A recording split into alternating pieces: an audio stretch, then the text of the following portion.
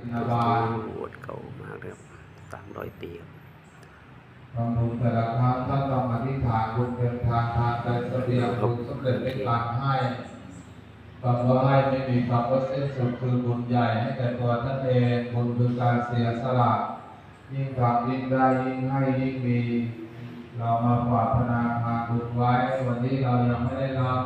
อนาคตข้างหน้าเราต้องได้รับแน่นอนเปรียบเสมือนท่านปลูกพืชเช่นไรวัดอินทท่านารามได้ผลเช่นนั้นบุญนั้นขอให้เกิดและท่านต้องอัมพทำวานะครับเราต้องการจะเกิดเป็นชาติในโลกที่เราต้องการเราเกิดมาในโลกใบนี้มีบุญมีวาสนาก็แตกต่างกันไปโบราณก็บอกว่าแข่งรถแข่งเรือยังมี